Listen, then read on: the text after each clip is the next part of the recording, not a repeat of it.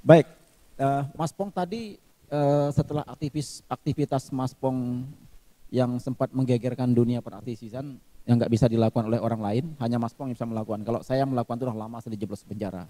Alasannya mengganggu ketertiban umum, merusak aset negara dan lain-lain lah. Pasalnya kan bisa dicari.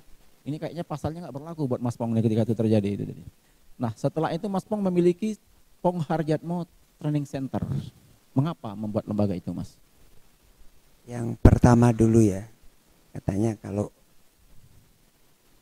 yang melakukan jenengan katanya dijebloskan ke penjara.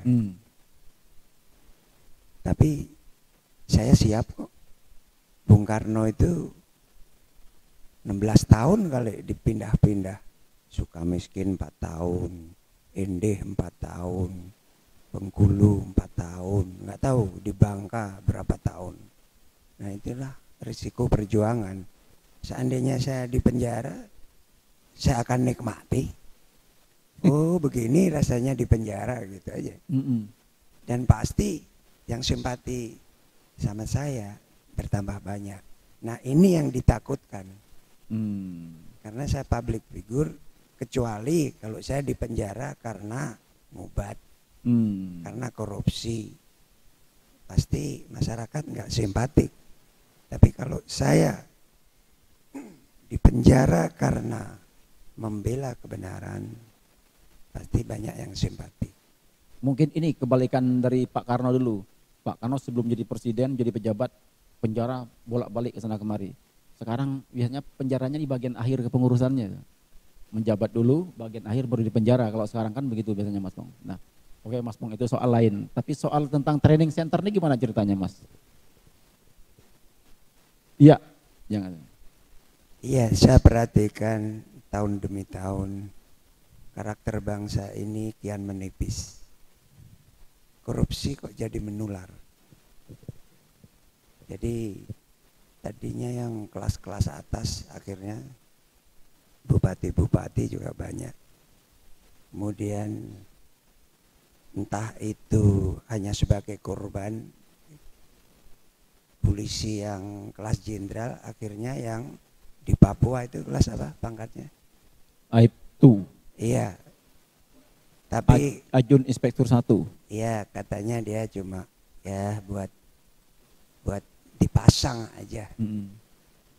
Tapi biar buat dipasang atau tidak, yang kita benerin adalah karakter bangsa ini. Kian hari kian menipis. Dan kalau karakter bangsa itu lama-lama tipis, ya bangsa ini akan menjadi cemoohan oleh bangsa asing. Apalagi yang namanya extraordinary crime mendapat gerasi. Extraordinary crime kok diberi gerasi. Ini kan putusan yang salah.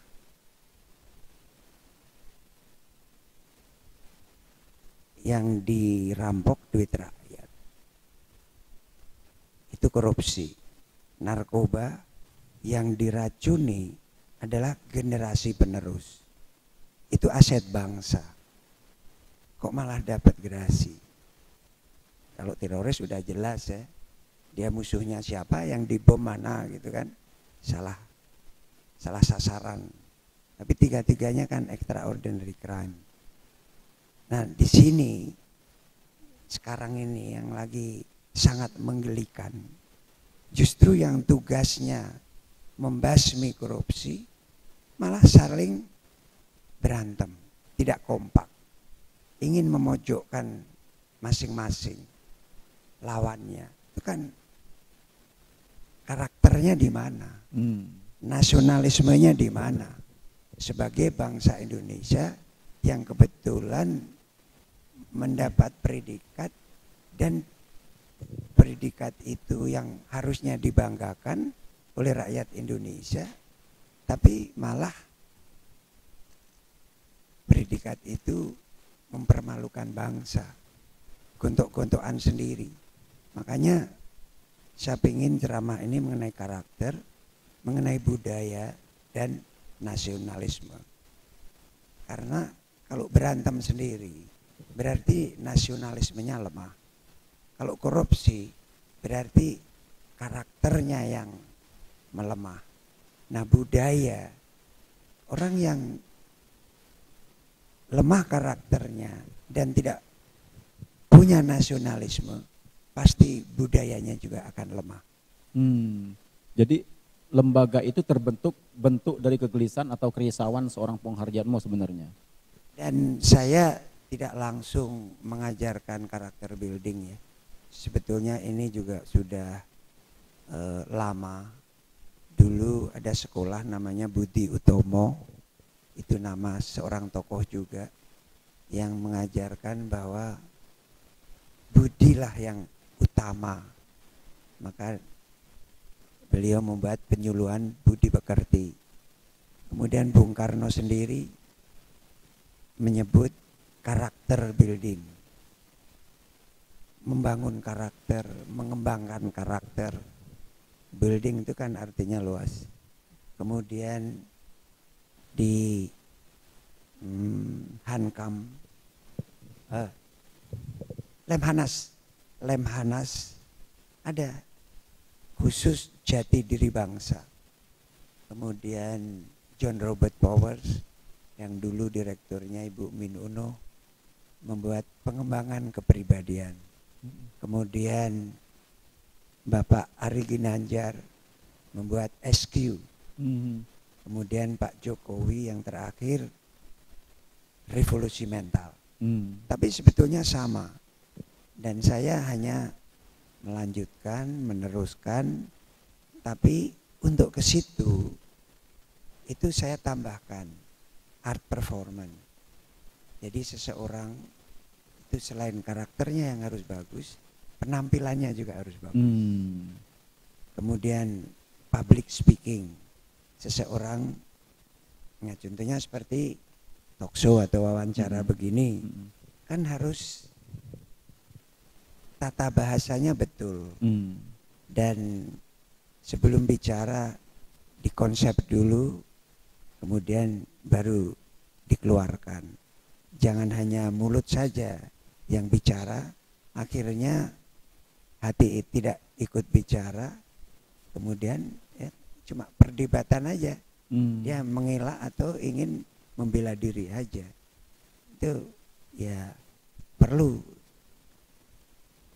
yang mau masuk politik itu diajarkan karakter building, art performance, public speaking, satu lagi body language.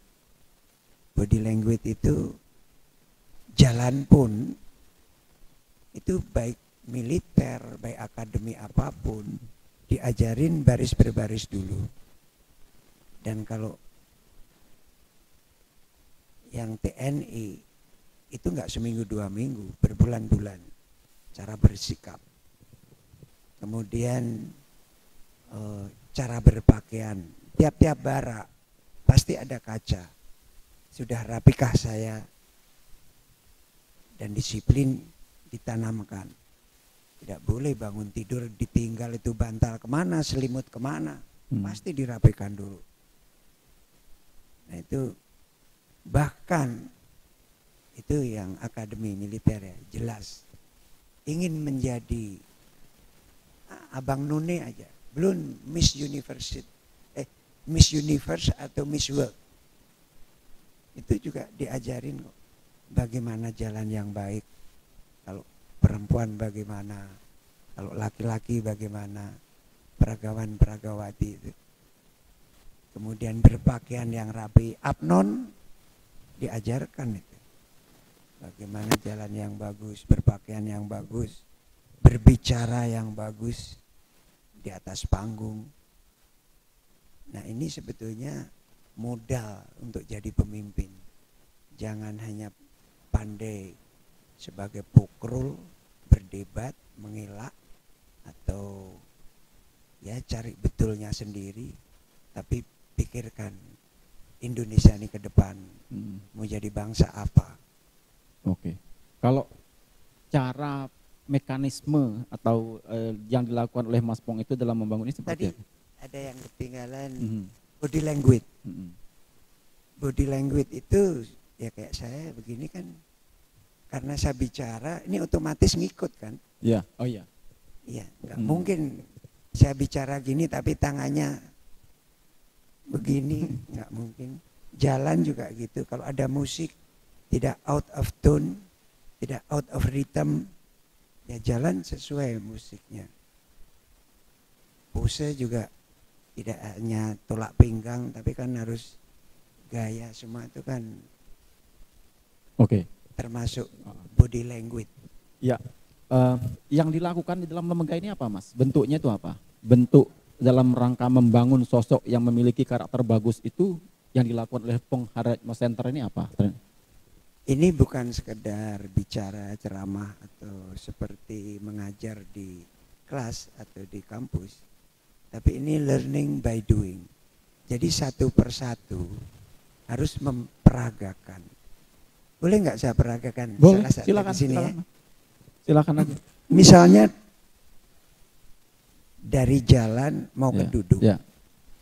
Yang betul adalah berhenti dulu di depan kursi, duduk. Itu mannernya. Ya, berdiri pun gitu. Diri dulu, mau jalan kemana? Sana, depan, sana, baru jalan. Gini kan jelek. Gini juga jelek. Kemudian saya duduk di situ, ada dengan kaki saya gini, ini salah karena di situ nggak boleh. Kalau mau gitu sebelah sini. Kalau saya ke sini. Iya betul. Nggak boleh. Tapak kaki. Oh, oke, boleh. right. Dan wanita agak maju dikit. Ini wanita nggak boleh duduk gini. Apalagi pakai spanrok, wah nggak boleh.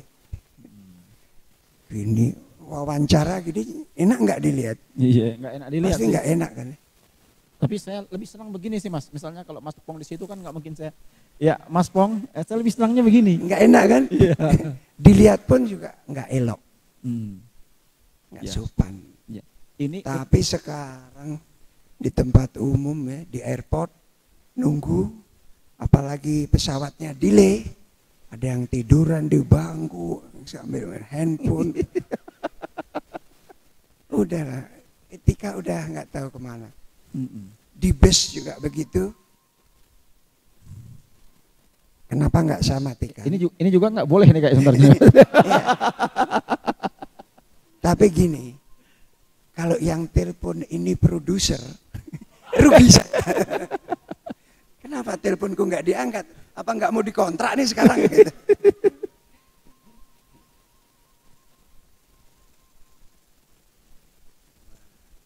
Lagi siaran, padahal dari rumah. Terima aja Mas, nggak apa-apa. Bisa dimampuni. Kalau di televisi nggak perjuangan, nggak bisa. Nggak bisa.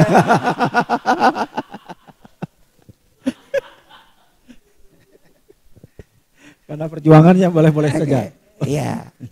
Nah itu salah satu contoh-contoh saja. Tapi semua harus mempraktekkan. Public speaking juga gitu. Saya sediakan mic standar. Bagaimana membetulkannya, ngepaskannya di mulut. Kalau karakter, saya kasih contoh kepedulian. Buka aja dulu Mas, kayaknya penting. Ya teman-teman mohon maaf, jadi memang ya, Mas siapa tahu ini produser ya? Iya, Mas Pong ini ibunya baru meninggal 2 hari yang lalu. Iya. Takutnya ada yang penting. Silakan Mas.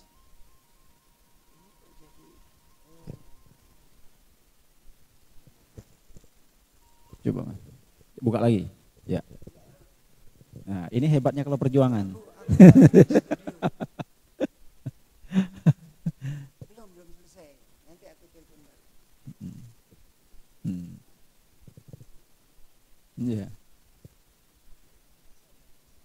Oh iya. Oke. Ya, lanjut. Nah, karakter secara ini. Iya. Karakter Maaf nasional. ya pemirsa.